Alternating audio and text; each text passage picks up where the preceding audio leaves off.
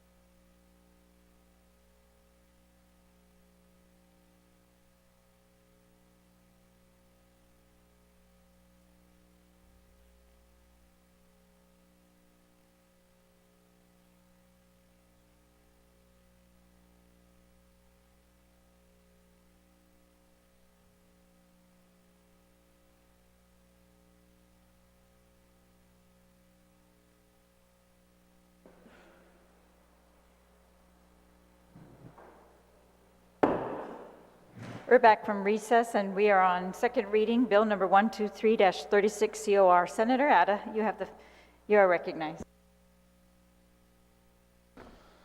Thank you, Madam Speaker. Madam Speaker, I'd like to make a motion to move Bill 123-36 COR as amended by the Committee on Public Accountability, Human Resources, Guam Buildup, Aganya Revitalization, Regional Affairs, Public Libraries, Telecommunications, and Technology. And this is an act to amend sections 2108 of Chapter 2, Title 4, Guam Code Annotated, relative to requiring employees who resign from Government of Guam employment to submit to drug testing to retain reemployment rights if said resignation was tendered subsequent to the employer's announcements of drug testing. To the third reading, and I'd like to speak on it, please.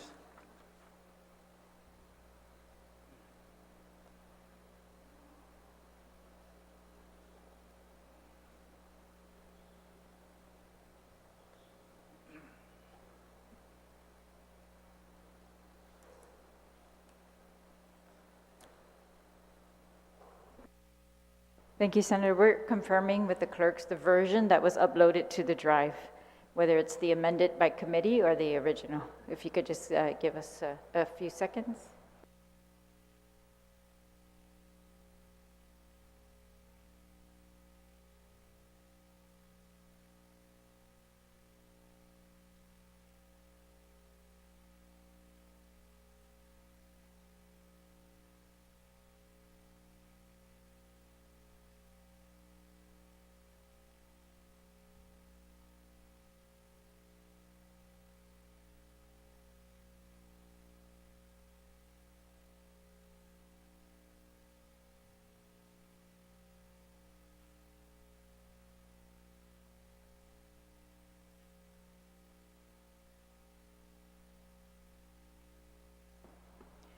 All right, Senator Atta, thank you for your patience.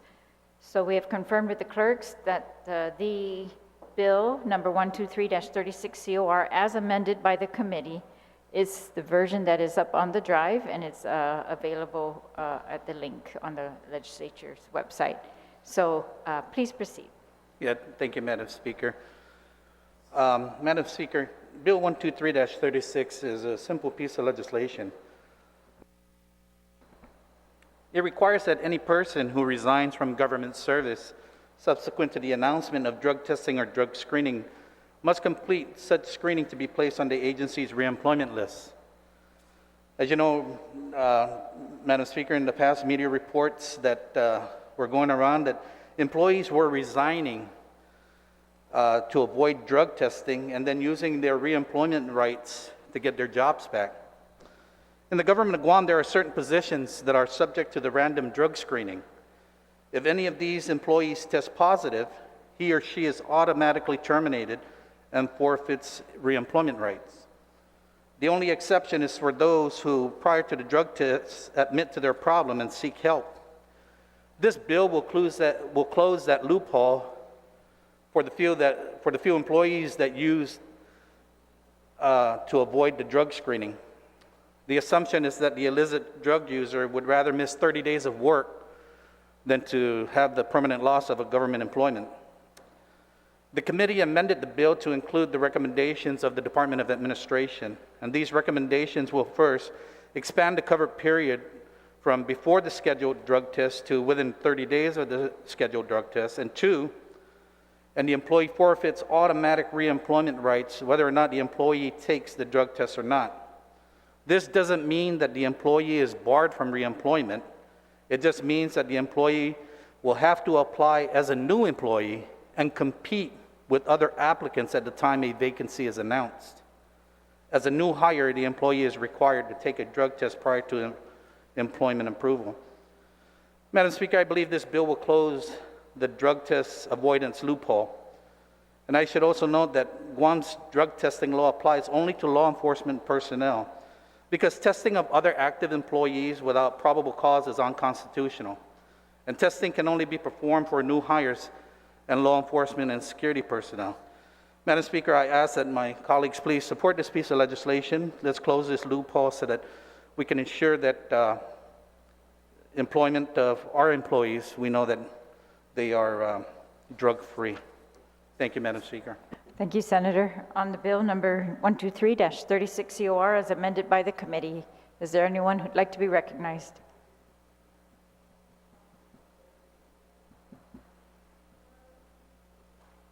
On the bill. Senator Taitagui, you are recognized.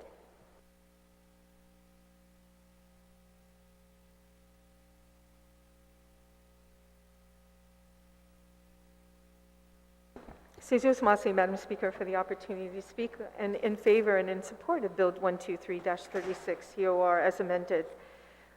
Madam Speaker, I think we all know that there's an epidemic here on this island, and it's actually beating us. The war on drugs is actually winning in some cases, in most cases. I mean, nowadays we look at the newspaper and all we see are these mugshots of individuals, and it's based on, well, it's based mostly on drugs. You know, the reason why they're being arrested, or the reason why they broke into these homes. Madam Speaker, I think the people of Guam, especially taxpayers' money, they expect those who are serving the island should be held accountable for and entrust into what they're doing for our public safety, our services, all these. We have employees who drive children to school. We have employees who care for our families. We have employees who are there for the sick. I mean, we're not going to be able to, take care of everything when it comes to ensuring that our employees are following guidelines and rules and regulations and come to their in a frame of mind that would serve the people of Guam. I think that this is a beginning, it's a start. And we all talk about being proactive. I think this bill is very proactive. And in secondly, it could deter individuals. They think twice. So I stand in full support of this, and I think my colleagues have the same perspective. You know, let's do our part on the war on drugs, and let's be proactive, not reactive. Thank you, Madam Speaker. Thank you, Senator. On the bill, Senator Brown, you are recognized. Thank you very much, Madam Speaker. I certainly rise in support of Bill 123. It's appropriately named because I'm going to always remember this bill number. You know, Madam Speaker, if you've run an agency, and I have run several in my time in the government of Guam, it's unfortunate, but we do have individuals that work for this government that are using and abusing illegal drugs. And some of them are in very critical positions that, you know, we would hope or not expect, or trusted positions in our government, what we refer to as designated positions. And we certainly found, at least the time I've been back in this legislature, Madam Chair, that most government agencies now almost do no drug testing, except for when someone's being hired, or if an incident happens that might require drug testing because they might be using equipment or something of that nature. But otherwise, designated positions, which can be drug tested, are not drug tested on a regular basis. I think we saw that with the hearings that we had with regards to the Guam Police Department. You know, the police chief informed us it's been a number of years since he himself had been subjected to a drug test. And since that time, of course, he relayed publicly that he has had drug tests conducted at the Guam Police Department.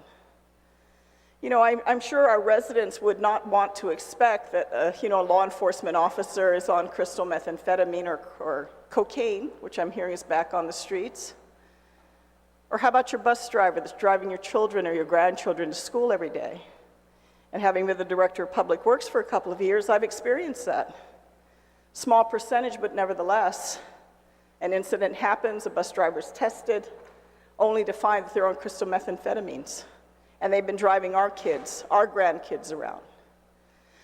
Other critical positions that involve the movement of equipment, certainly in the 6 years I was the Port Authority of Guam. One would not want to think that. One would not want to think law enforcement officers are not on illegal drugs. But unfortunately, that is the reality. It's a small percentage, but it's happening. And the intent behind the drug testing is really not so much, oh, let me catch you. It's hopefully to discourage our government employees that are in these critical positions from getting on drugs in the first place. Because I think our citizenry in this community expects more. They should expect more. Because they're paying for this government. And it's challenging enough to try to give them all the services that they expect, and more importantly, the services that they need. But what more when they're funding a government that's not being responsible with regards to the employees that are working, that are not being responsible. And this scenario here that Senator Atta has brought forth is not that uncommon. It's not that uncommon because I've seen it happen. I've seen it happen with regards to law enforcement. All of a sudden that officer just resigns. And they sit and they wait, and when their favorite administration comes in, as I saw in the last several years, they're back and rehired. And the sad reality is even the fellow law enforcement officers know who these bad cops are. Because they're the ones going, hey, you know, God, look who they hired back. And that's how they go about it. They go around it. Even more so, there is no consistent policy in the entire government of Guam. If an employee, let's say, retires or steps down from a utility agency, testing positive for drugs, they resigned. They just resurface in another agency. Because there's no record to follow them. Only the telephone alili follows them because the people at that agency know, hey, you know, we know he stepped down. We know that individual's a user. But it's not because there's any formal policy in the government of Guam. You can step down in one agency tomorrow. If you got your favorite hire, you pop up in another agency. It doesn't follow you. There's no record to follow you. And so we see how the system goes around and how the system gets played by some people. And even now in this administration, public statements being made in designated positions, oh, they can go and get treatment, and if they test clean for a year, they can go back into their position. That is not the case, Madam Speaker, with regards to designated positions in the government of Guam. There are additional restrictions and requirements with regards to designated positions and why designated positions can be tested. Of course, you just don't go around testing anyone for the heck of it. But you know, they just don't read that second part of the Attorney General's position with regards to testing in the government. And so that's how the system gets played. That's how the people of Guam get played. This is not that uncommon. We'd like to think it's just the bad people out there that are taking drugs, illegal drugs, and abusing it, or illegal prescription drugs, because in some designated positions, even if your doctor prescribes certain types of medication, you have to notify your supervisor, especially if it impacts your ability to properly perform your work. If it minimizes your ability to react and respond, especially if you're in a position that requires you to be able to do so 100% of the time. So I'm very supportive of this legislation. I think we need to address these loopholes. I think the time is here. It's now, to borrow Ben Blas's words, here and now, you know, that we start penalizing qualified citizens in our community for doing the right thing and rewarding those that don't. It seems kind of backwards to me, but nowadays it seems like that's what we want to promote. We want to parade around with those individuals in our community that have offended this society, because we know all the crimes that our people now are being adversely affected. Our people live in prisons in their homes, Madam Speaker, because they're afraid. Do they know if they come home, did somebody break in their house? Did they steal the lawnmower in the garage? Did they try to break into the home when the family's there because they're not scared anymore to try and steal something so they can buy drugs? We see our community suffering probably more now than we've ever seen. More of our people will tell you they feel unsafe anytime, even in their car, getting in and out of their car, even if they go shopping. A lot of our people won't even, especially elderly, don't even go out at night because they're afraid. This is the community we're living in, this beautiful paradise we call Guam, right now. When drugs and the price of drugs continue to drop and are more accessible because it's available. It's readily available. And unfortunately, we have individuals in our government that are in very responsible positions, positions that we expect them to be held to a higher standard, and they don't conduct themselves as such. And not only are they jeopardizing their well-being, in a number of cases, they are jeopardizing the safety and well-being of others. There is a reason we want people to have their full capabilities and full faculties in certain critical positions in this government, because the consequences otherwise are not acceptable. And here, Madam Speaker, some people have a casual view about drugs. Hey, whatever, it's good. Probably people in this legislature that don't want to be tested. Maybe that's why we don't have testing here. I don't have a problem with it. I don't have a problem with testing. You call it, I'll be there. But we have an expectation that government officials, and that to me is everyone that works on this government that receives money from our people, I don't care what position they hold. They're public servants. And we should have an expectation that they are bringing themselves, their full capabilities and their full faculties to work every day to do their job. And if they're on illegal substances, I think we need to send the message out that that's not acceptable. And there are consequences to it, because in our administration, it was absolute termination. There was no question. There was no hesitation. You test positive for illegal drugs, you are terminated. Nowadays, I don't know, because I'm sure if we survey the government of Guam, as I said, there's hardly been any drug testing in designated positions happening. Very laid-back attitude at a time when crime continues to increase. So what are we saying to our people when we in leadership do nothing about it, when we in leadership turn a blind eye to it? Because, man, it might affect us, it might affect our children, it might affect our cousins, our husbands, our wives, our brothers, our sisters. Who doesn't know someone who is not abusing drugs? Does that make them bad people? Maybe a little irresponsible. But I think the message needs to be sent out. If you want to reap the benefits that the people of Guam provide, then by all means live up to the standard. And let's stop reducing the standard and, looking away. Or we just don't test because we don't want to know the outcome. Because we might be very surprised because we haven't done it in so many years. How many more of our people, and Madam Speaker, in my time in the government of Guam, 30 plus years before I retired, I am sometimes very shocked who turns out positive. People I would never have imagined in an age bracket I never thought possible. But I think we have a responsibility, we have an obligation to our community. If you want the benefits, then you live up to the responsibility. Come to work and come to work without being on illegal drugs. I don't think that's an unreasonable expectation. People at Guam should not be subsidizing this, especially when their own safety and welfare of themselves and their families cannot be guaranteed today. And that is a reality. And they can say there's so many reasons why we don't have enough officers, don't have enough. Well, I would hope my officer shows up and they're not on illegal drugs. But that is a reality. That's what's happening. I'm sure anyone here who's run a government agency for any period of time has had to deal with that issue. So certainly, if we can address these areas here, these loopholes in the government of Guam, then by all means we need to, and we expect conformance. We expect people to meet these standards. If you want to work for the government, then meet these standards that our community expects you to meet. And let's stop accommodating, because all we're doing is harming our people more. So with that, Madam Speaker, I definitely rise in support of this bill, and certainly thank Senator Atta for his introduction. Thank you very much, Madam Speaker.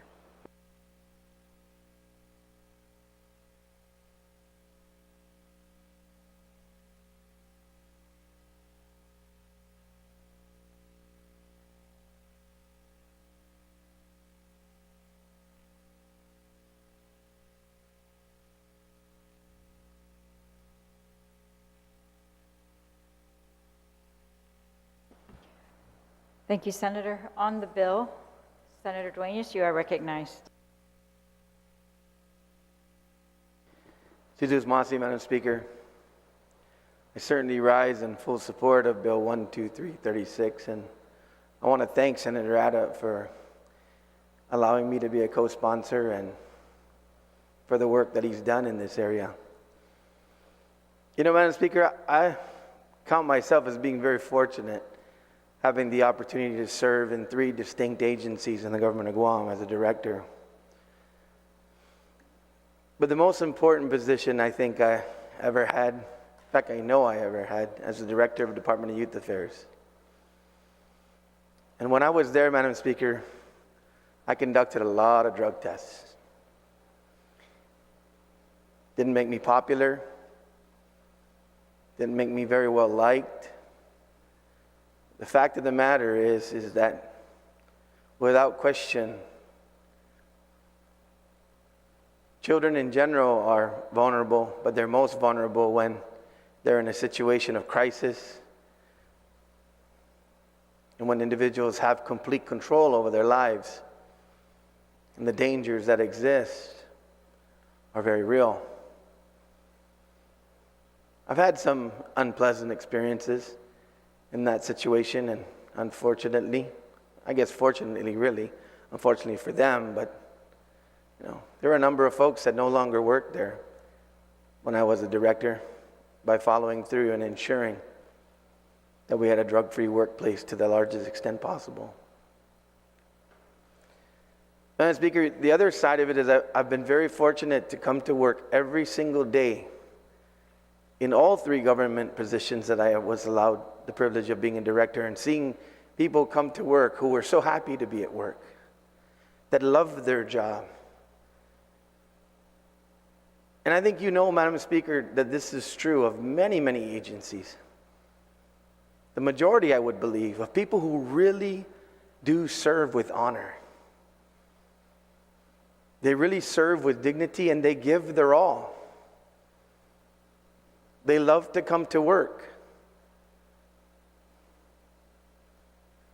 They understand the privilege that they have. I know so many people that I've worked with before, Madam Speaker, putting countless hours over what their duties and responsibilities are just because they love their job. For those people, Madam Speaker, one of the common threads that I always hurt me was when I had to have a chance to sit down with our employees and just chit-chat every once in a while when we had time. And they would talk about an uncomfortable workplace with individuals that they were working with that they knew were afflicted and addicted. And they tried so many times to encourage them. Madam Speaker, this is not just about a lot of the appropriate comments that my retiring colleagues have made about this fundamental legislation. It's not just about all of the good points that they made in terms of accountability, taxpayer dollars, duties and responsibilities. But it's also about a workplace where each and every individual has a right to come to work and every day and hope to be in a workplace whereby it, to the greatest extent possible, is a drug-free workplace. The dangers, and particularly with methamphetamine, the dangers and the other situations that exist in a workplace when somebody has an uncontrolled drug abuse problem is very real. Is this going to solve every problem? Is tomorrow or in the several days coming forward, hopefully when the governor signs this bill, when it passes, is this going to solve the problem? No, it's not going to, Madam Speaker. And what I'm sure you probably join me with is I hope what it does is the message once again goes out that there's another tool in the toolbox whereby individuals will wake up in the morning and say, hopefully, I want to put the needs of my family, I want to put my duties and my responsibilities to this privilege that I have to serve the people of Guam and the government above this affliction that is weighing me down. And now that I know I have one less chance of preserving my job, if I'm caught, I'm going to make that step today. I'm going to do whatever I can to get treatment. I'm going to surround myself with people who can help me crawl out of this hell. I like to look a lot of times at what legislation we can pass can do to have the best possible effect to effect change. Change for the better. That's my hope and my prayer, Madam Speaker. Punitive measures, yes, they're harsh and they're tough. Reality is harsh and tough. But punitive measures and measures that hold accountability also a lot of times create an opportunity for individuals that one step to make the decision, this is wrong, I need help. Hopefully, alongside the fact that we're putting more accountability in government, we're changing a loophole that exists, that even many Department of Administration individuals have told me over the years, Madam Speaker. They're very aware of these loopholes and the potentiality. And we know it's happened. The stories abound. But I'm going to continue to pray that as we strengthen our laws, what it really does is creates an environment where individuals realize drugs don't pay. Do what I can to pray to God to change my life. Jesus Masi, Madam Speaker, for the opportunity to share some of my thoughts and in support of Bill 12336. Jesus Masi.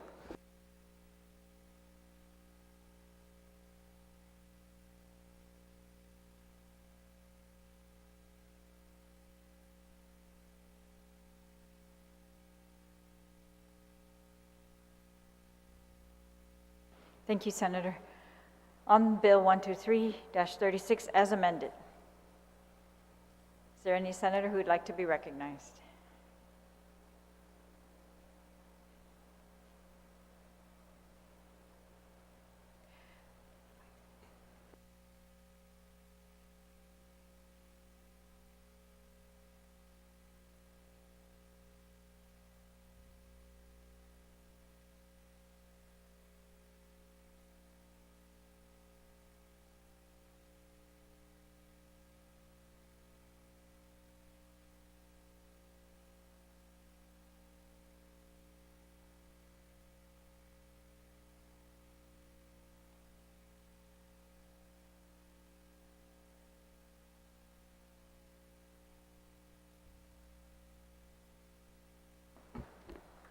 On the motion on Bill 123-36, I'm going to recognize Speaker Therese Terlahi on the main motion. You may proceed. Thank you very much, Madam Speaker. And I want to thank my colleagues for their previous remarks on the bill, and of course the sponsor of the bill, for trying to close a loophole in the government, and I fully support closing that loophole. My only concern with the bill is that the way it's written appears to me that if you resign within 30 days of an announced drug test, even if you had planned to resign for years, for example, or resigning because of cancer and you need to go to cancer treatment or whatever, for whatever other reason you might be resigning, as opposed to avoiding a drug test, that this bill will also penalize you. And so I fully support, and I can see, and I had to track it down, why the bill was amended from its original version, which was much narrower, to the current version, which is quite general and will catch a lot more people, I think, in its realm. And I see there's an October 19, 2021 letter from the Department of Administration that's actually recommending the amended version of the bill's language. But I don't know, I just want to pose this scenario to my colleagues. So for example, the original bill said,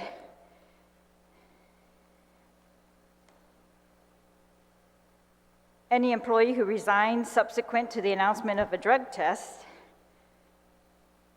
and who shall submit to the drug test prior to resignation or forfeit all employment rights. And of course, that made sense because we want them to either take the drug test and then keep your rights, and that makes sure that they're not resigning for drug reasons. The problem was, according to Mr. Byrne, that would allow those who tested negative, in other words, or positive for drugs, right, to keep their reemployment rights, and that was not what the intent was, right? So we want to separate those who test positive under that situation and those who test negative. Those who test negative, we want to protect. We want to allow them to keep their reemployment rights because they're obviously not resigning because of drug-related reasons. But the current language of the bill says, any employee who resigns within 30 days of an announcement of a drug test shall forfeit the reemployment credit privilege. Any employee. And so I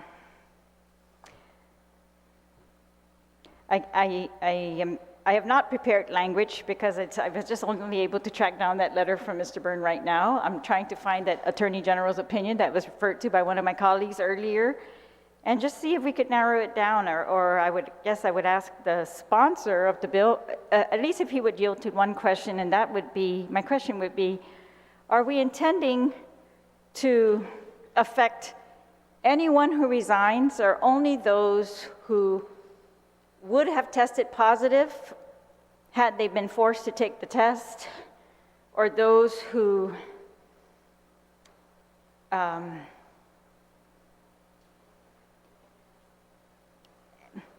guess one alternative, Madam Speaker, that I'm thinking of is, why don't we require them to test upon what is the term they use here? Upon re-employment.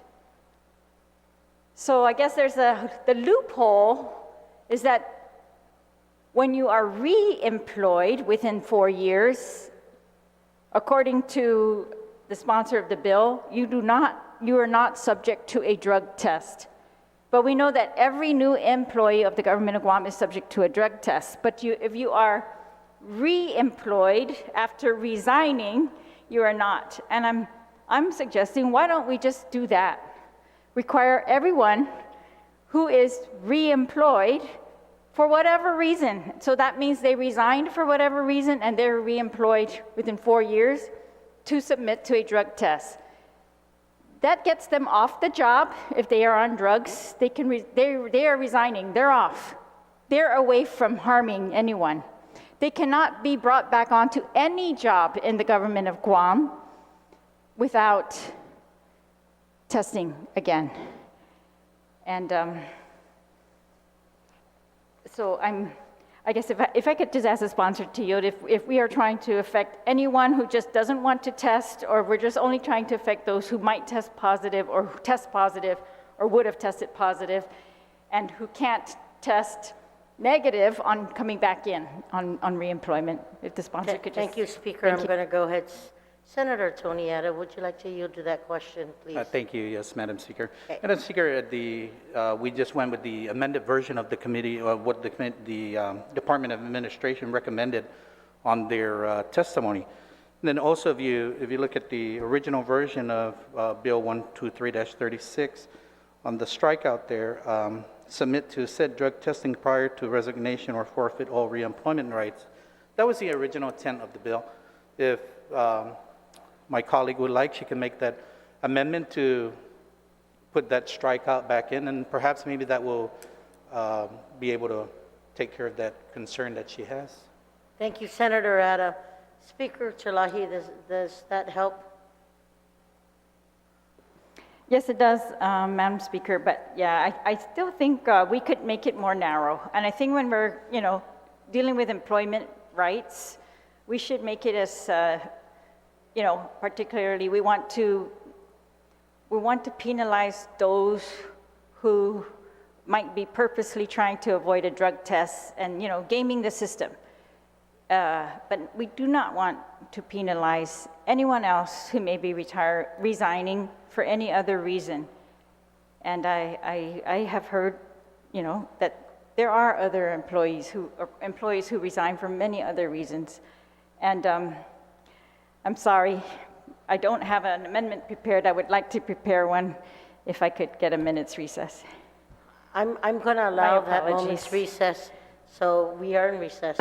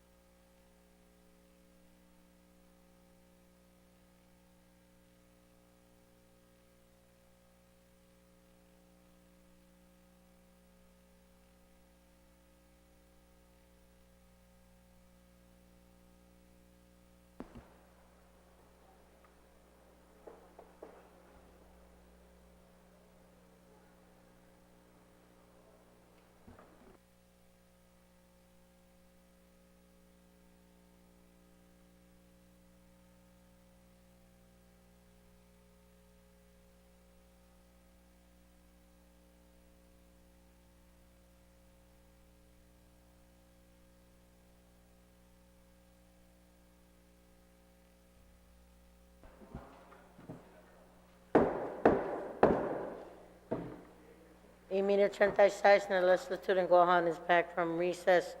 When we left off, there was a proposed amendment. I'm going to acknowledge Speaker Therese Terlahi on your amendment, please. Thank you, Madam Speaker. If I could begin with subsection B. Subsection B is a brand-new section that's added by this bill.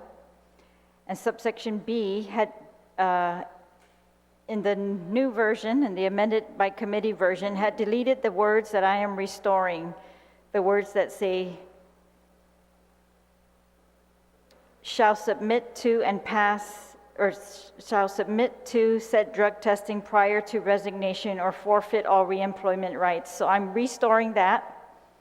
Thus it's an underline, and I'm also adding the words and pass, and I'm hoping that the words and pass will address Director Burns' concern that even those who failed the drug test will be allowed to rehire. So that would be the amendment. It's to add the words, any employee who resigns within 30 days of an announced drug test shall submit to and pass said drug testing prior to resignation or forfeit all reemployment rights. Thank you. Thank you, Madam Speaker. Madam Speaker, I appreciate the amendment right now. I'm just waiting for the Sergeant of Arms to bring in the documentation of that amendment. And I'm going to go ahead and allow if anybody would like to speak on that amendment while we're waiting for the copies. Does anyone wish to speak on the Speaker Terlahi amendment?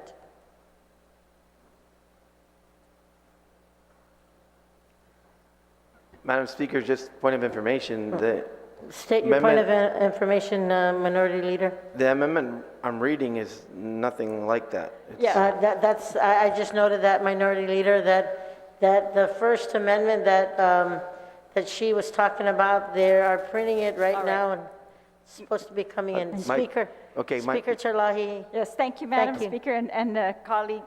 If I may, then I'll begin with the other amendment that's already been passed out. My Please, apologies. I'll go ahead and just withdraw that and I'll then, withdraw that amendment on subsection B.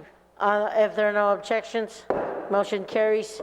Speaker Terlahi on the other amendment and Thank then we you. can go back. So this is to an amendment, this is an amendment to subsection A, which is the existing statute. So to the existing statute that says this reemployment credit privilege must be exercised within a 4-year period, I would like to add the words, and employees must pass drug testing upon reemployment. Sizos Masi, Speaker Terlahi, on that amendment, which is on page 1, line 8, regarding section 2108. Anyone wishing to speak on that? Senator Chidagui, you are recognized. Sijus Masia, Madam Speaker, and I stand in full support of this. I think that's another area or loophole that needs to be, basically covered up. When it comes to an employee who resigns and then comes back later and not have to be, like maybe 4 or 5 months later and doesn't have to do a drug test upon reemployment. No, I think this amendment is really needed.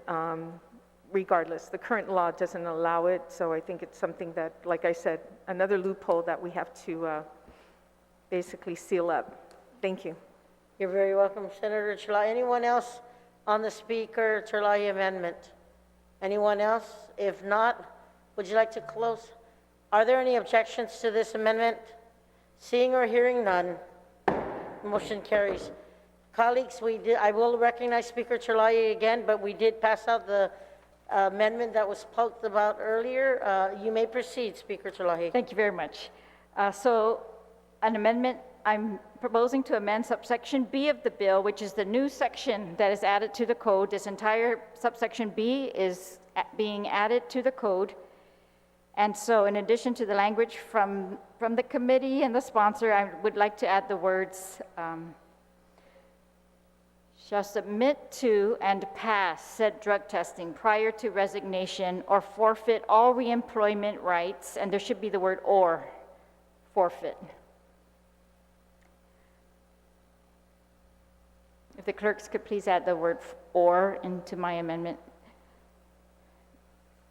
After rights. Correct. Okay, I'm going to go ahead and take that "or" first. Okay. Are there any objections to that? Seeing or hearing none, motion carries.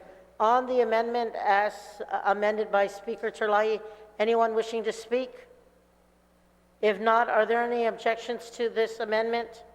Seeing or hearing none, motion carries. Speaker Chalahi, you still have the floor. Just want to say Situs Masik to the sponsor of the bill and to my colleagues for their patience while I prepared these floor amendments, and I believe that it makes the bill tighter, more narrow, and but still absolutely gives the tools to enforce against drug use while employment. Situs Masik. Buen provecho, Speaker Chalahi. Anybody else on the main motion? Anybody else on the main motion? If not, Senator Ada, would you like to close?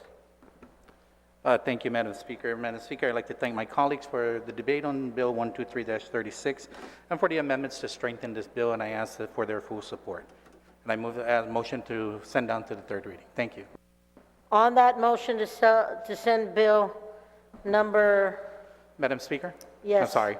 If I may, I'd like to just Please. make one amendment and that's to add Speaker Chalahi as a co-sponsor. on that amendment to add Speaker Therese Chalahi to Bill 123-36, are there any objections? Seeing or hearing none, motion carries. On the motion to place Bill 123-36 into the third reading voting file, are there any objections? Seeing or hearing none, motion carries.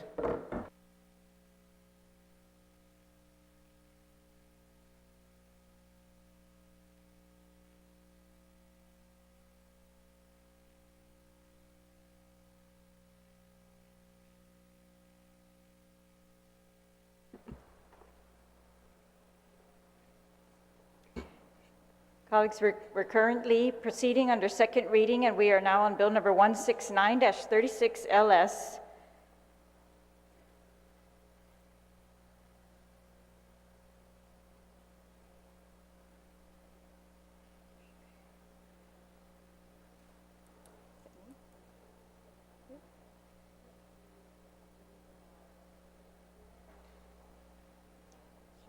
Senator Shelton, you are recognized. This is a bill introduced by Talina Cruz Nelson. Senator Shelton, you are recognized. Seduce Masi, Madam Speaker, I move to place Bill number 169-36 to the bottom of the file. On that motion, is there any objection? Hearing no objection, motion passes. Bill number 224-36 COR. Senator Paris, you are recognized. Thank you, Madam Speaker. I move to place Bill 224-36 COR as amended by the Committee on Environment, Revenue and Taxation, Labor Procurement, Statistics, Research and Planning, introduced by myself, Senator Sabina Flores Perez, co-sponsored by Senators Teleti Taitigui and Senator Joanne Brown. It's an act to repeal Chapter 19, Division 3 of Title 30 Guam Administrative Rules and Regulations and to add a new Chapter 2 to Title 12 Guam Administrative Rules and Regulations relative to clarifying insurance continuing education. I wish to move it to the third reading file, and I wish to discuss. Please proceed. Bill 224-36 updates the continuing education requirements to be aligned with the current industry standards for licensed insurance professionals on Guam. By updating the regulations, this bill aims to ensure licensed professionals are up to date with the insurance industry standards and practices, which protects consumers with insurance needs and services.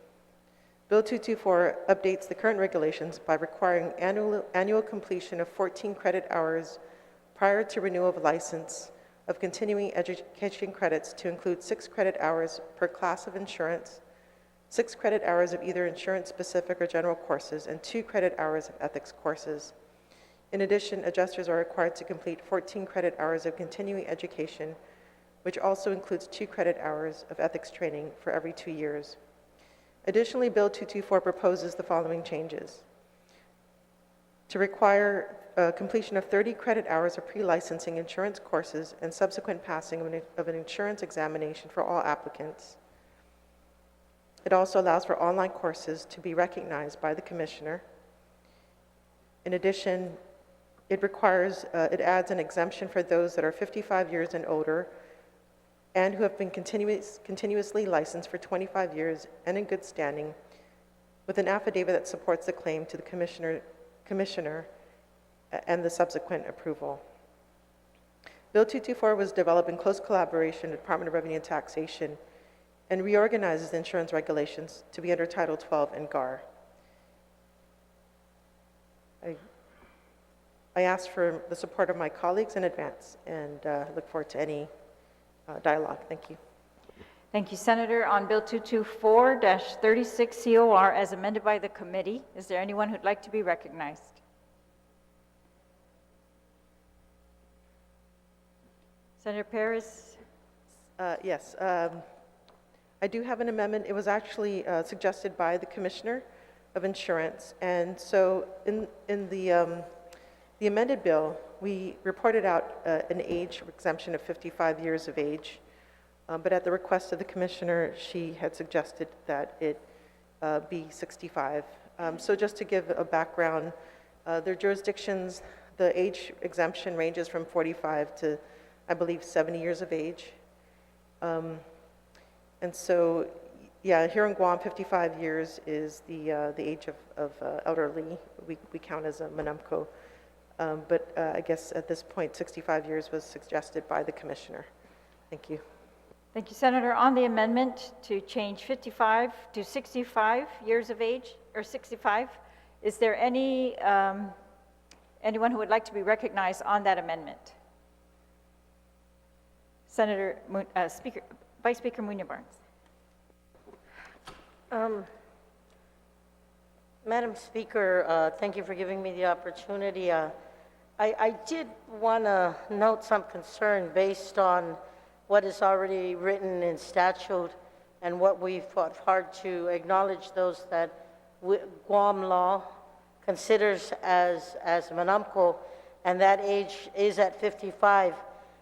For me, I think that I support the age because it has a caveat here that those that will be exempted already have a continuous license of 25 years in the industry. So taking that 55 years of age and raising it another 10 years is, for me, kind of steep. So I just humbly object at this time. Thank you. On the amendment, is there anyone else who'd like to be recognized on the amendment? Senator Perez, would you like to close on the amendment?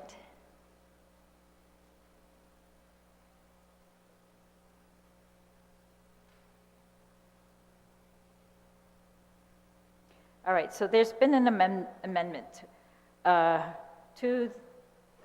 there's been an objection to the amendment. So all in favor of the Perez amendment, please raise your hand. Amendment fails. Senator Perez, on the bill. Is there anyone else who would like to be recognized on the bill? Senator Taitigui, you are recognized. Sijus Masi, Madam Speaker. I stand in support of this legislation, Madam Speaker. It's always good when you have this continuing education, because, well, let me put it this way. Especially when it comes to insurance. I was a former insurance agent for property and casualty. It's something you sell that really, it's not tangible or you can't really see it. So it's important to, to provide the explanation or the expertise of individuals when you're selling this product to ensure that they're providing the correct answers when asked. And correct answers to questions. But I thought I'd share with you and to my colleagues this particular letter that was submitted. And it talks about that. It says, and if I may, just a short insert from this letter. Since our industry, the insurance industry, is not involved in selling tangible products that our clients can see, touch, smell, feel, or taste, our clients have to rely on the expertise of the producers that they deal with. They trust that the producers know what they are selling, and the insurance coverage presented provides the best protection for them and their properties. The need for all producers to keep themselves abreast with the latest changes, updates, and even a refresher of the products that they sell will allow them to offer and explain the various insurance products and offer options to clients. The enforcement of continuing education will eliminate fly-by-night producers whose main motive is to make money. We need producers who will be here through thick and thin, and who will truly care for the well-being and the needs of their clients. Those are the individuals who are willing to invest on themselves through education. I mean, that says it all, and I was so happy that it was someone I worked with before, Mary Lou Besager, who wrote this testimony. And I think it sums it up altogether. So I thank you, Madam Speaker, for allowing me to read this into the record and for my colleagues' support in this measure. Thank you, Madam Speaker. Thank you, Senator. On the bill, 224. If there's no one who'd like to be recognized, then the sponsor may close on the bill.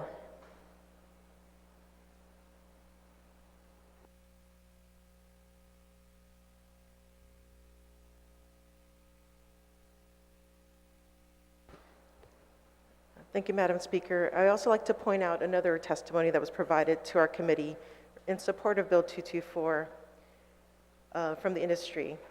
It states that in this rapidly adapting and dynamic global environment, it's absolutely critical to society and the direct public that operators in the insurance business are prepared and educated at a respectable level when granted the license to transact insurance for the people of Guam. And to further that mission, continuing education requirements should really be seen as a professional enhancement to insurance licensees and an asset to the industry as a whole, bringing credibility to Guam as a regional center of professionalism for commerce, financial institutions, and insurance resources. So in thinking about also the bigger picture about this, I think it's so important as we're reestablishing our economy that we also have a firm footing on industries such as insurance industry that could be potentially the foundation for other things to come. So potentially creating a financial center for Guam, such as what we see in our neighboring, let's say, Hong Kong. So I really see this as an important measure, as this individual had stated, is an investment into not only the industry itself, but also to the people that depend upon it. So I thank my colleagues for their support. Situas Masi. Situas Masi. On the motion to place Bill number 224-36 COR to the third reading file, is there any objection? Seeing no objection, motion carries. We're now on Bill number 239-36 COR. Senator Taitagui, you are recognized. Situas Masi, Madam Speaker. Madam Speaker, I motion to place Bill 239-36 as amended, an act to add a new 76206 to Chapter 70 of Division 3, Title 11, Guam Code Annotated, and to add a new 13510 to Article 5 of Chapter 13, Title 19, Guam Code Annotated, relative to the business license requirements for entities engaged in child placement services. The bill was introduced by myself, Madam Speaker, Senator Joanne Brown, Speaker Trees Trelai, and Senator Sabina Flores-Perez. And I'd like to move this to the third reading file and for the opportunity to speak on the bill. Please proceed. Thank you, Madam Speaker, and for the opportunity again to summarize Bill 239-36 as amended by the Committee on Environment, Revenue and Taxation, Labor, Procurement, Statistics, Research and Planning. Madam Speaker, Bill 239-36 as amended builds upon the efforts this legislature made last year to close any loophole that may exist in law which could allow an independent adoption agent to operate with little to no involvement by the Department of Public Health and Social Services. I thank Chairman Senator Sabina Perez and the Legal Bureau for their assistance in making some changes that I believe help to simplify and strengthen Bill 239.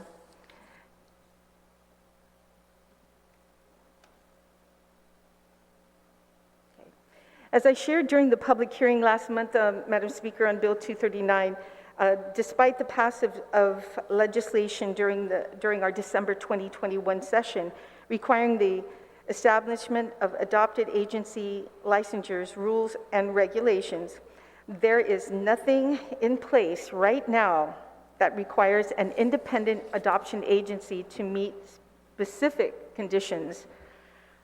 All it needs is to obtain a business license or establishment in gross receipts tax account and employer identification. Madam Speaker, if Bill 239, as amended, if approved, requires any company seeking to operate an adoption agency to obtain an endorsement before revenue tax can issue the entity a business license or establish a GRT account number or EIN. Madam Speaker, such required endorsement is an applicant's license issued by the Department of Public Health and Social Services under Public Law 36-68. I wish to thank Director Daphne Shimzu of the Department of Revenue and Taxation for participating in the public hearing on Bill 236, where she provided written testimony stating, as with other, and I quote, as with other business licenses issued for industries where there is a need for oversight and regulation by the Department of Public Health and Social Services, should this bill become law, DRT will work with Department of Public Health and Social Services to ensure that only those businesses with the appropriate endorsement from the Department of Public Health and Social Service will be issued a business license, unquote. I also like to thank Deputy Director Terry Uggan from the Department of Public Health and Social Services for offering supportive testimony stating Bill 239-36 will allow child placing agencies to undergo a dual licensing process executed by the Department of Public Health and Social Services and the Guam Department of Revenue and Taxation. This partnership will provide a comprehensive licensing approach that shall focus on child safety by requiring a thorough background check to include fingerprinting as well as the financial transparency needed to legitimize any agency to do business on Guam. In closing, Madam Chair, I urge my colleagues to support this latest measure as part of our broader objective of enacting policies that protect our children against potential criminal activities. Madam Speaker, while a portion of the public hearing on Bill 239 was spent listening to concerns raised by a few about the language used in the legislative findings intent sections such as human trafficking and criminal enterprises, I cannot stress enough the importance of closing any loopholes that may exist, which could open the door for bad actors to get away anywhere close to Guam's children. Madam Speaker, I ask my colleagues to support Bill 239 as amended, and let us, as Deputy Director of Public Health Terry Uggan wrote, and I quote, move forward to assure the community of Guam that the safety and well-being of Guam's most vulnerable population is safeguarded and that child-placing agencies uphold the same standard, unquote. Si Diyos masi, Madam Speaker, and I do have one amendment to the legislation. I believe my colleagues have received a copy of this. And basically, it's just to correct the chapter. It was stated on Chapter 70, but actually this chapter is going into Chapter 76. So this is on page 2, line 3 and 4, as well as section 2, a new 7620 is added to chapter, that's again 76 of Division 3, Title 11, Guam Code Annotated, and to allow the Legal Bureau to make technical corrections as may be required. But it's just simply to place the correct chapter. All right, on that amendment to change the word Chapter 70 to Chapter 76 in the title and in Section 2 of the bill, and to allow legal to make technical corrections as may be required. Is there any objection to that amendment? Seeing no objection, amendment passes. Senator Taitigui, if you concluded your opening remarks, then is there any other senator who would like to be recognized on the bill? Bill number 239-36 COR.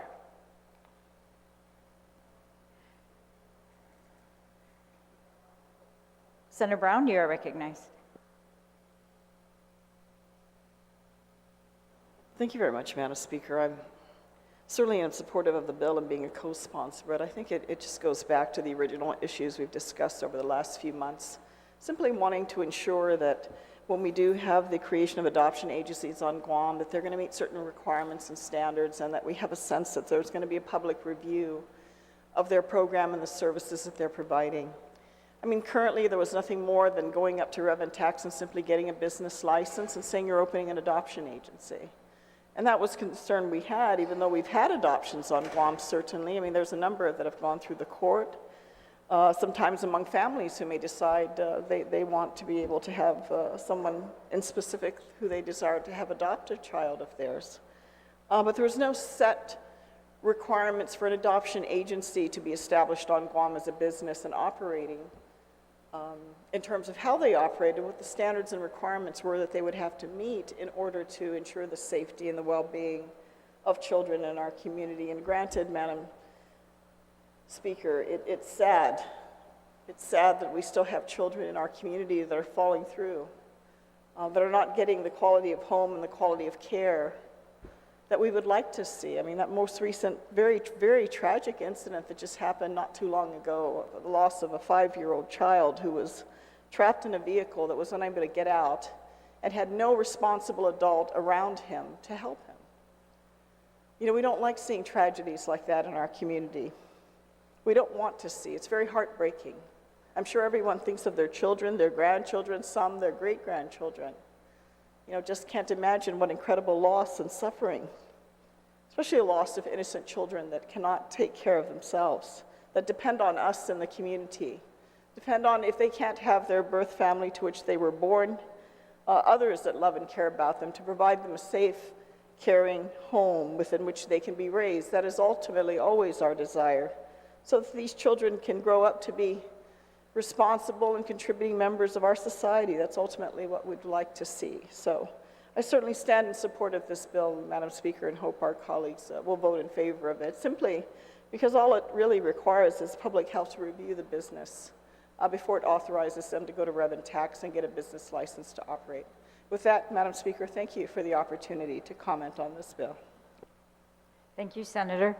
On Bill number 239-36 COR, is there any other senator who would like to be recognized?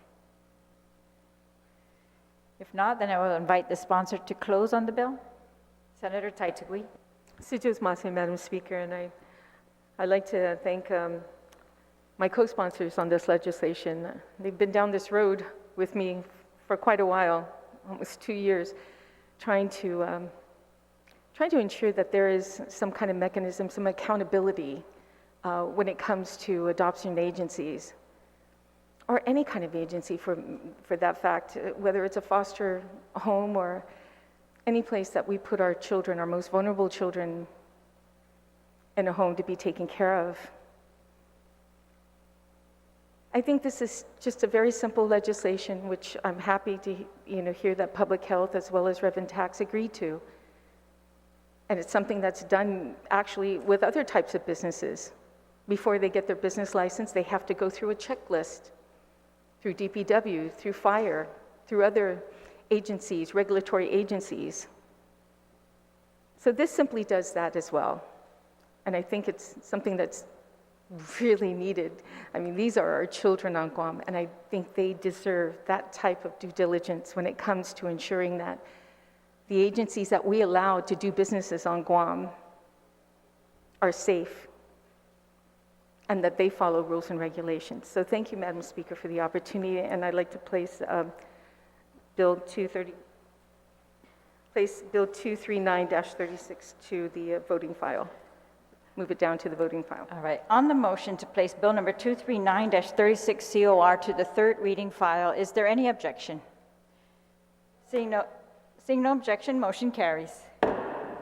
We're now on Bill number 169-36 LS.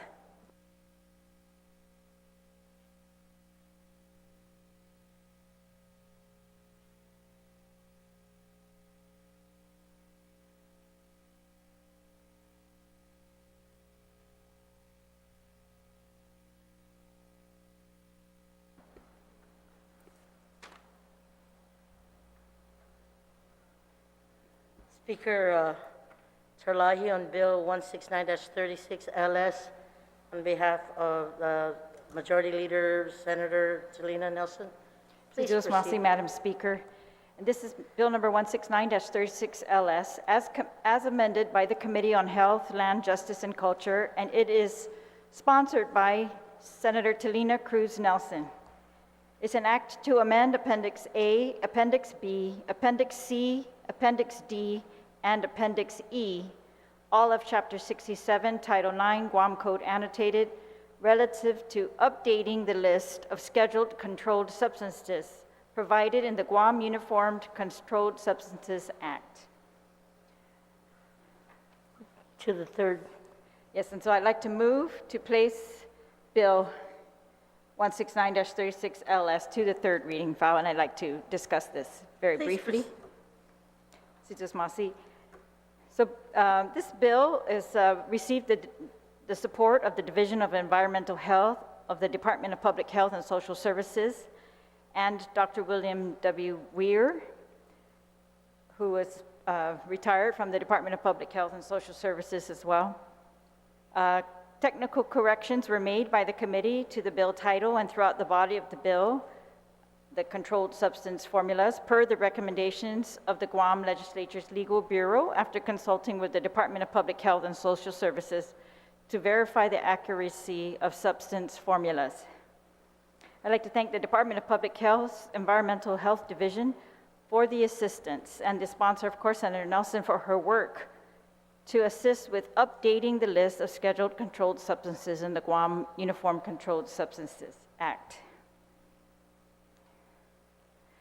I would like to add that, so really what these schedules are, they're the list of drugs that are illegal or, must be controlled. They're called controlled substances. So, of course, there are rules and regulations that apply to these drugs in particular on these lists.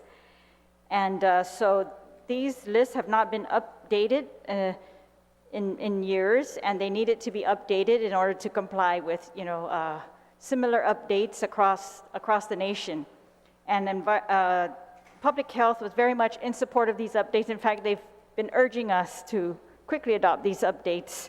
And the sponsor, of course, did her due diligence, and I believe the committee did as well, and that we now have an update to the Uniform Controlled Substances list, and that will allow all providers and allow the Department of Public Health and Social Services to regulate the use of these substances on Guam adequately, Madam Speaker. So I would ask my colleagues to join me in supporting the adoption of this bill. Thank you. Mrs. Mossy, Madam Speaker. Is there anyone else wishing to speak on Bill 169-36 LS? Anyone else wishing to speak? If not, Speaker Terlahi, would you like to motion? Yes, I'd like to move again to place this bill on the third reading file. Bill number 169-36 LS as amended by the Committee on Health, Land, Justice, and Culture. On that motion, are there any objections? Seeing or hearing none, motion carries. Speaker Therese, you are still recognized.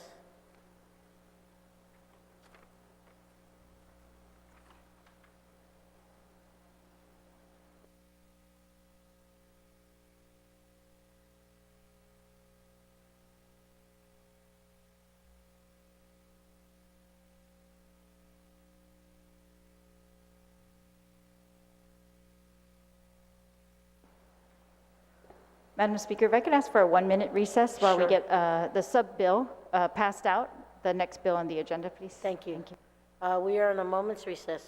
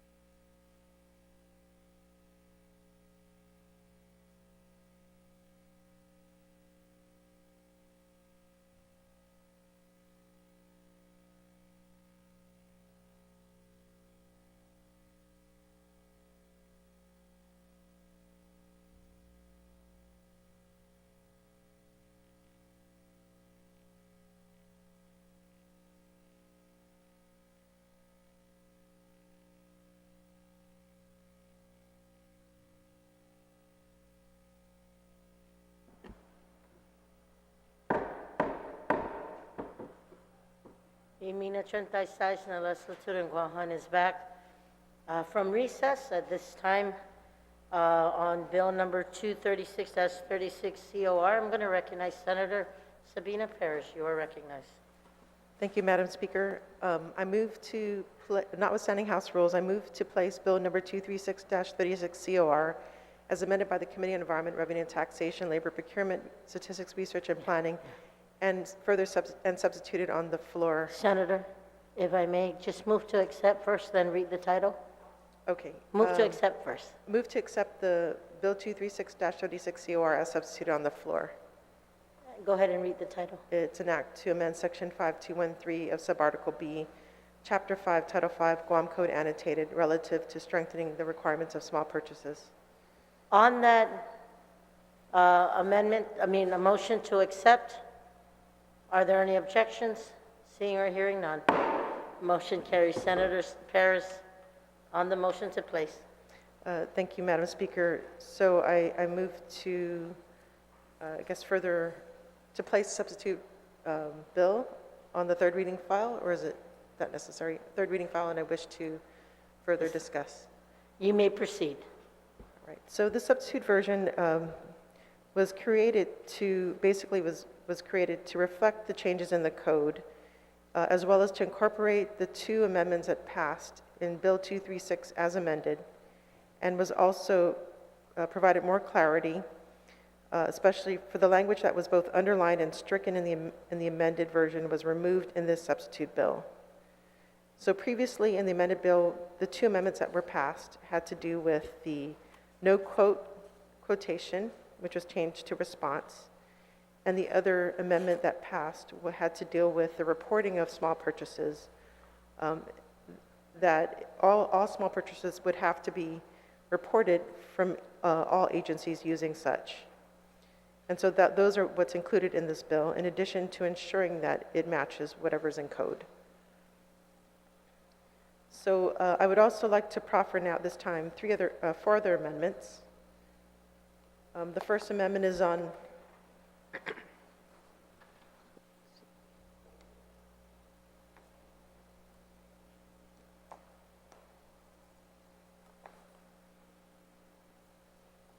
on page 18, no, sorry, page 15, sorry, excuse me, line 15, page 4. It's to amend section 2 of the bill to read, and what's being changed in this amendment is basically the placement of the phrase to the maximum extent practicable. So really, it's a grammatical change. So that phrase should read after, so I'll go ahead and read it. Any procurement not exceeding $25,000 for supplies or services and not exceeding $100,000 for construction may be made in accordance with small purchase regulations promulgated by the Policy Office, which shall include the requirement in a request for quotes, small purchase solicitation to solicit and obtain to the maximum extent practicable, no less than 3 positive written quotations from qualified sources. And then it then strikes that phrase out, and which shall be part of the procurement record. And that is on page 4, line 7? That is on line 15, page 4. So it's really a grammar correction. One moment, Senator.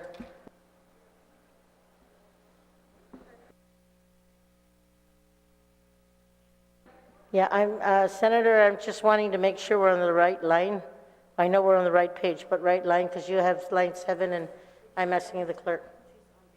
Yes, my correction, correct. It's what's in the drive. It's line 7, page 4 is the right.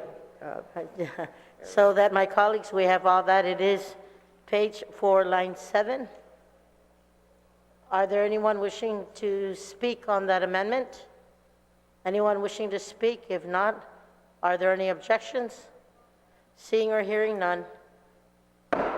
Motion carries. Senator Sabina, you have 3 more amendments.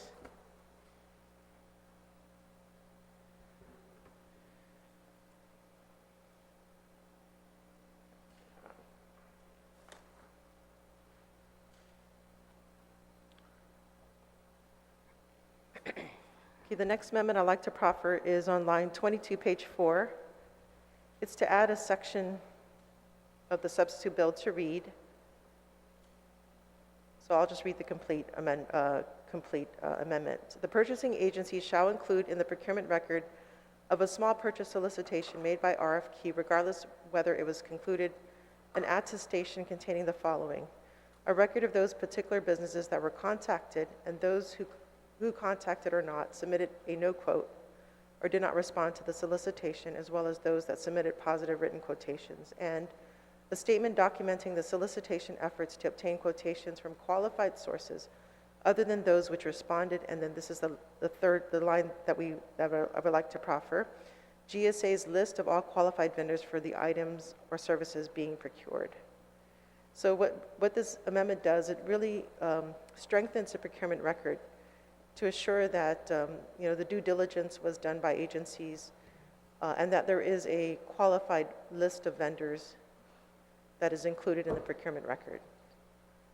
Thank you, Senator Paris. On the amendment, is anybody wishing to speak? If not, are there any objections? Seeing or hearing none, motion carries.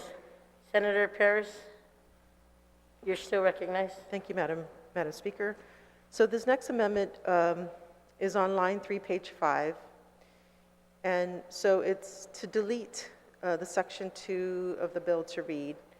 So basically it deletes that section, which would have read, annually, the Chief Procurement Officer, the Director of Department of Public Works, head of a purchasing agency, designate at or above the level of procurement officer utilizing the section for procurement, and the head of any using agency which requisitions any supply, service, or construction falling within the ambit of this section shall include in the procurement record the following: a statement of the work to establish future purchases if recurring requirements for the same or similar items or services seem likely, and a statement documenting awareness of changes in market conditions, sources of supply, any other pertinent factors that may warrant making new arrangements with different suppliers or modify existing arrangements. So this section was taken out because it was cumbersome for small purchases, and the three requirements in the procurement record that appear in the bill would be sufficient to provide for enough transparency in the use of small purchases. Thank you, Senator Paris. On that amendment, anyone wishing to speak on this amendment? If not, are there any objections?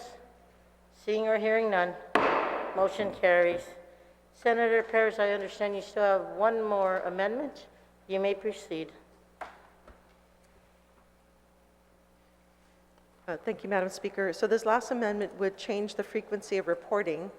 So because now this bill proposes that all small purchases are being reported on a monthly basis, I would like to change that to quarterly, just to reduce the amount of reporting that from the agencies.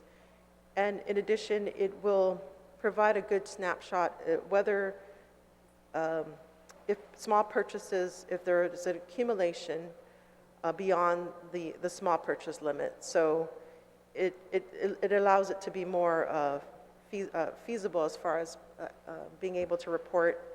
I think it might be cumbersome to do a monthly reporting. To me, it makes sense to do a quarterly reporting. At that point, an agency can evaluate whether they're using the small purchase procedures appropriately. Thank you very much, Senator Paris. On the amendment as proffered by Senator Paris on page 5, line 1, are there anyone wishing to speak? If not, are there any objections? Seeing or hearing none, motion carries. I think you still have a little time, Senator Paris. Would you like to proceed, or are you okay? Thank you very much, Senator Paris. On the main motion as put forward by Senator Paris on Bill 236-36 COR, does anyone wish to speak? Speaker Therese Terlaye, I will acknowledge you at this time. Thank you very much, Madam Speaker. I'd like to be very brief, but very clear that I am in absolute full support of this bill. This bill will indeed do what it says in the title, and that is strengthening the requirements of small purchases. It is in direct response to an audit that showed shortcomings in our fairness in small purchases and are ensuring that those were fair across the board. And this gives GSA and every agency additional tools to make sure that they have a fair list of qualified suppliers or vendors, and that as many of them as possible are solicited for the 3 quotes that are necessary for small purchases. And so I want to thank the sponsor. I believe this is an excellent bill, making great changes to our procurement law. I believe these will truly have an impact in the value that the government receives as for its money as well. Situs Masi. Buen provecho, Speaker Terlahi. Anyone else wishing to speak on the main motion as brought forth by Senator Perez? If not, Senator Perez, would you like to close? Thank you, Madam Speaker. I appreciate the support from my colleagues, and I ask that all of my other colleagues do the same. Again, this is one of the areas that are in need of more transparency and accountability. Current regulations do not require any kind of advertisement when it comes to small purchases, and yet the OPA report shows that there is a tendency for the use of these small purchases that actually can lead to larger purchases. So they go beyond the threshold of what was set for small purchases. There was also evidence that showed there was a preference for vendors. And so when we're looking at trying to improve our procurement system, it's important that we project a fair system, and by doing so, it improves the ability for government to get the best value, and to also encourage more businesses to actually avail of these contracts, which can actually help our economy in the long term. So thank you, Madam Speaker, and thank you to my colleagues. Senator, on the motion. Thank you, Speaker. I wish to place Bill 236-36 as amended and further substitute on the floor into the third reading file.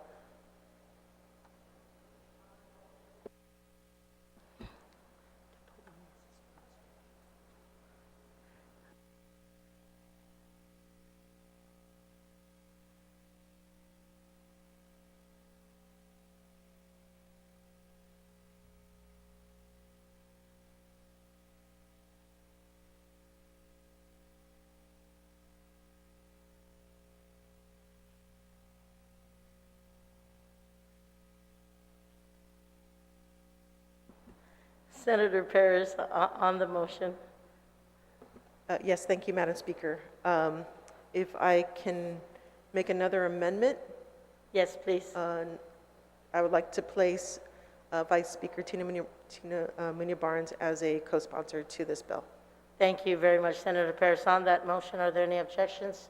Seeing or hearing none, motion carries. And on the motion to place Bill 236 as 36 COR into the third reading voting file, are there any objections? Seeing or hearing none, motion carries. Thank you very much. Speaker Therese Terlahi, I will acknowledge you at this time. Thank Please you very proceed. much, Madam Speaker. Unfortunately, my Sub-Bill 41 has not been uploaded yet, so I would like to make a motion that we recess until tomorrow at 10. At 8:30, there is a Welcome Home Vietnam Veterans recognition at Adelup, and so I would like to motion that we proceed at 10 in the morning, or we resume at 10 in the morning.